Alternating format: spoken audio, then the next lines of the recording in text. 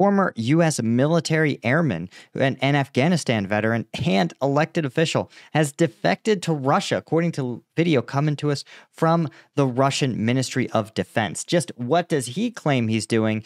And more importantly, what is the real reason he seems to have betrayed his country? I'm Paul, U.S. Army combat veteran. Let's talk about it. Okay, so this is an interview that was actually that was released by the Russian Ministry of Defense with a soldier who they are calling, quote, Boston. To Massachusetts, and I served. But he's identified as an Air Force veteran named Wilmer Buello Mota. 10 years in the U.S. Air Force, some years in the Massachusetts Air National Guard, and I did 2 years as a city councilor. And when I got involved in politics, I zoomed out into the international level of politics, and you really kind of stop and pause and think about what's going on here, and you feel like you have to do something about it. So I came in January, I spent some time in Moscow, then I came. So this is interesting, right? This is sort of vague, where says, I came in January, spent some time in Moscow. He talks about wanting to do something about it. To Donetsk, I was in contact with some of the folks in Pyatnashka, the International Brigade in Donetsk. And so interesting. He alludes to the fact that Russia has its own international brigade. Now, this seems to be distinct from the foreign fighters that the Kremlin recruits in places like India and Bangladesh. There seems to be also a brigade of more westernized fighters. Sometimes I suspect they may be implementing that divide in order to create one unit that exists with soldiers, fighters like this guy who come from their home countries with robust military experience. Maybe for political reasons, they don't want to be sent on high casualty missions. And then that's in contrast to these foreign fighters who the Russian MOD has an incentive to actually eliminate as quickly as possible. I served there for 3 months, and then after that I had some friends that went on to serve with the Ministry of Defense, the 137th Brigade where we're here, and they said, well, come on, it's great, and so I decided to join them, and here we are. You said good skill, I didn't say it. Yeah, no, I had training, I had academic training, I was a E6, it's a tech sergeant. My job was air-based defense. It's military, police, security forces. We deal with things like drones and other things, other problems, internal, external. And yeah, I've definitely been able. You notice from the way this guy talks, he's very, very, very articulate, very intelligent. Again, you see why he served as a city council member in his hometown, right? That's somebody who is the competence to go through everything, to run an election, have an election, win it. So this is somebody with a really pretty accomplished professional history.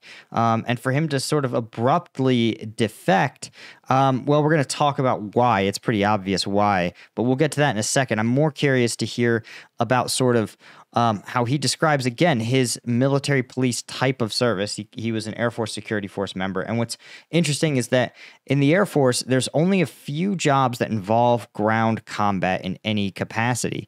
And Air Force Security Forces are one of those elements, right? They secure air bases from external, usually ground-based threats, but as he points out, also things like drones.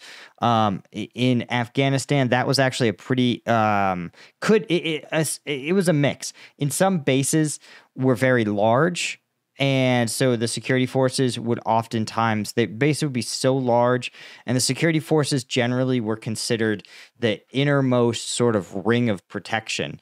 The bases, so oftentimes military police would fulfill that kind of base defense role for army bases that were often smaller FOBs that were seen as more maybe vulnerable. And sometimes the security forces would only handle the Air Force's, the actual flight line security.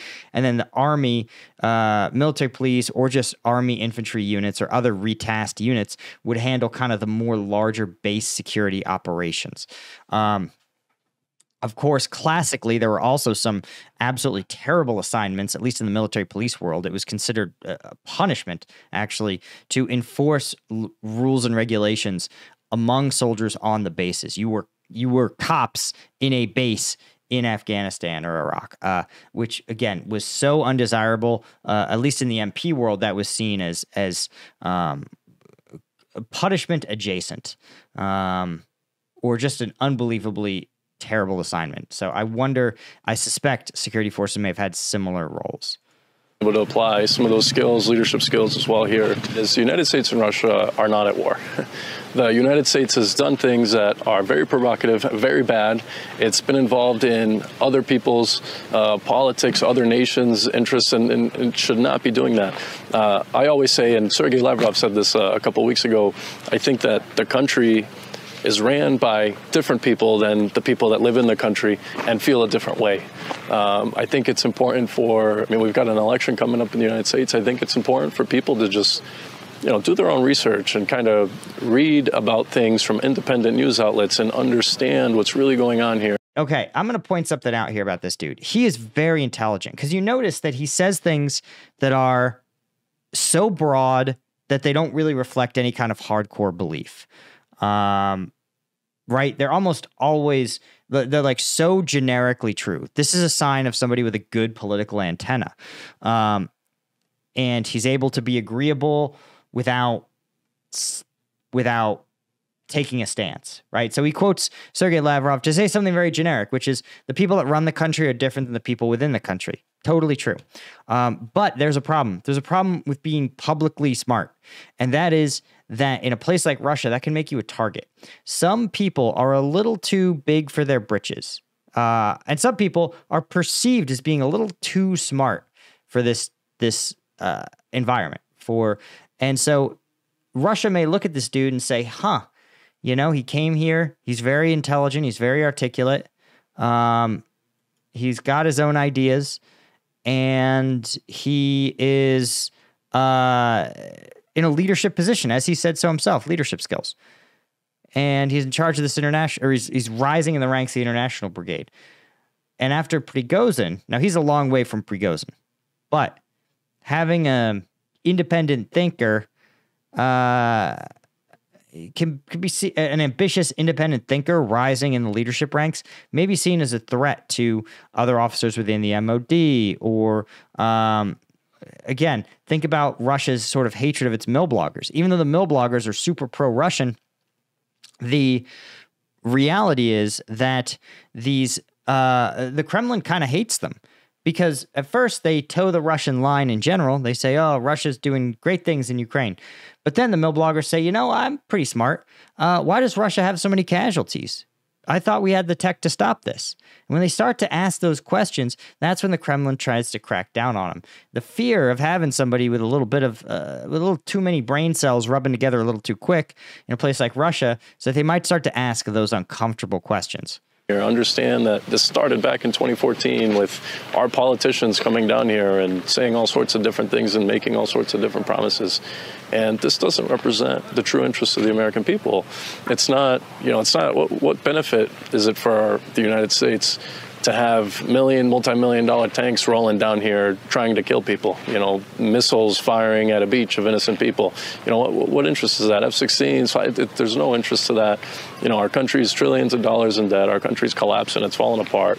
And, it's just not, in my opinion, representative of the real interests of the American people. So when I hear that question, I don't consider myself a traitor. The United States and Russia aren't at war. And, in the future, I think that the people that caused this in my country should be held responsible for what they've done, and we can have some sort of friendship between Russia and the United States. I've worked downrange with these guys, like we say in the U.S. military, on the front, and I absolutely trust them to have my back 100%, and I know for a fact that they trust me as well. And what I always tell people is, because this is a question that comes up in the U.S. military, it's about the people that you're with. It's about the people that, you're serving with. Because this isn't, to be realistic, this is a dangerous situation. We're all down here serving, we're doing our job. But what makes it or breaks it is the people that you're with. And, these guys have been great. They speak English, they're professionals. They help you when you need it. If I don't have something or if I don't understand something, they're like, boss, иди сюда, like, no problem, нормально, все хорошо. They teach me words, they teach me Russian, Yeah, this is interesting. This is a guy who knows how to say all the right things. Russia, if they're smart, they're going to keep this dude alive. Because again, when you compare him to somebody like Scott Ritter, right? There's some parallels, right? That Scott Ritter, also a former military officer, also a former U.S. official, also somewhat defected to Russia, though he was recently arrested, but purportedly was aligned deeply with Russian interests. They helped me to deal with, And these smart guys, again, if they know which direction to face their mouths and they don't get too smart, Russia can absolutely use them. But there's just one little problem. We're going to talk about the problem in a second. But again, if you're interested, one of the reasons I can cover all these crazy stories is because I'm independent.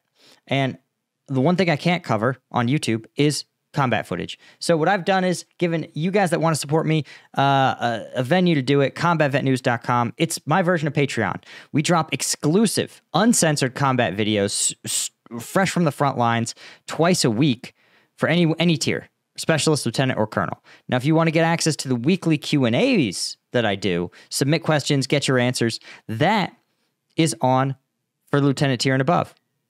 And of course, if you want the by name shout outs because you're just crushing it every single video, you could become a colonel tier. So the most recent video, of course, we took a look at the Ukrainian Foreign Legion, who also speak great English and are an actual top-tier light infantry unit. And we look at just how hard it is for even the elite of the elite to conduct assault operations in this environment. It's a really cool look.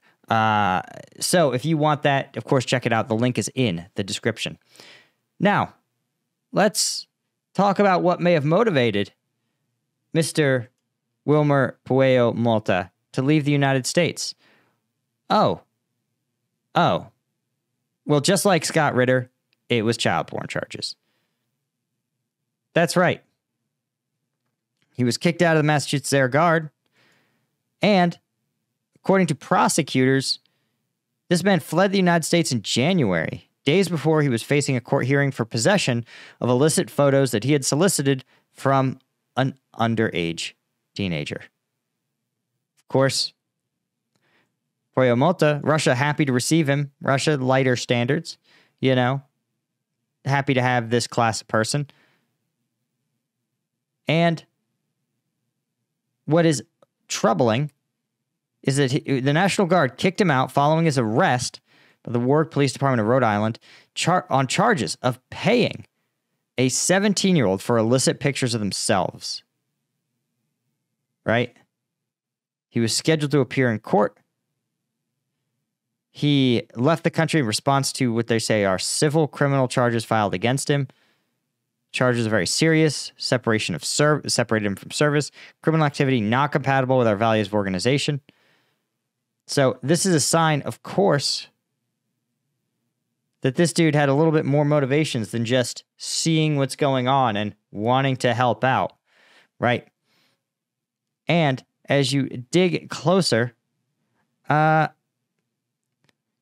you see that this dude is a kind of a dirtbag.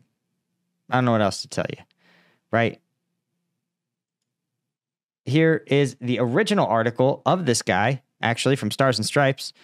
Guardsman and Holyoke City Councilor, Massachusetts, returned to Rhode Island to face forgery, obstruction, and CP charges.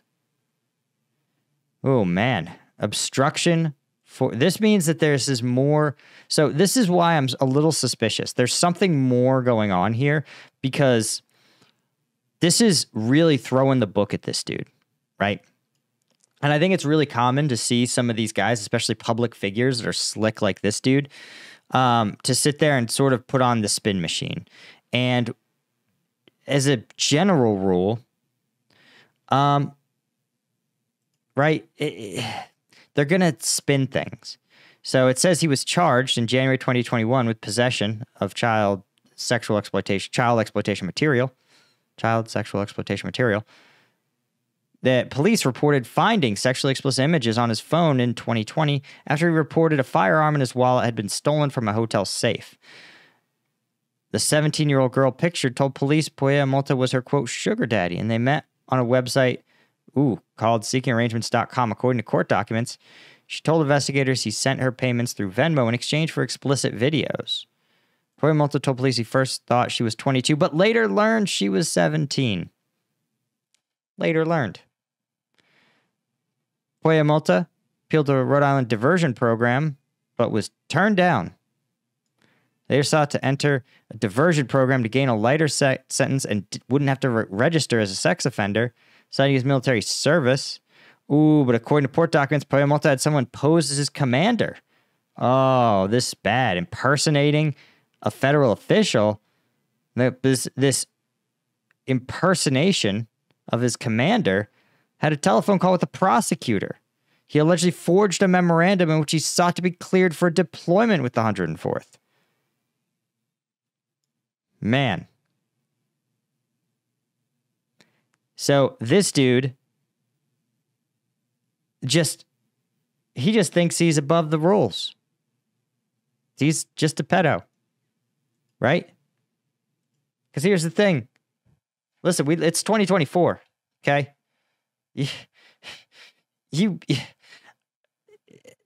Right? You can see the games he's playing.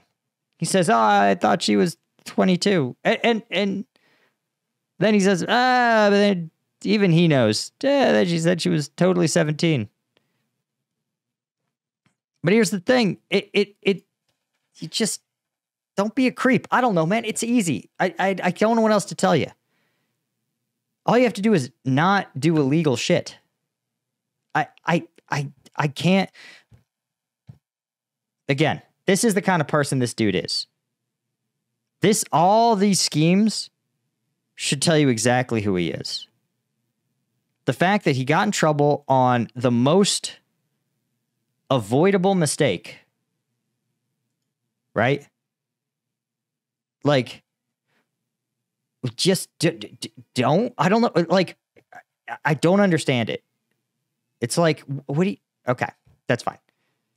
But then, instead of just doing the I guess honorable thing, I don't know, instead of just being like, yeah, I shouldn't, this was wrong and bad, and I was sexually exploiting a kid and I deserve what happens to me. He's like, no, I'm gonna commit more crimes. Like, bro, if you wanted leniency, a good first step would have been not committing a crime. Not faking, you're not impersonating an officer.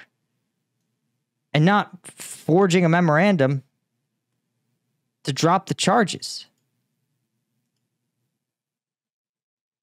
So, again, this is somebody who just makes bad decisions and then quintuples down on them with more bad decisions. That's the kind of guy this is.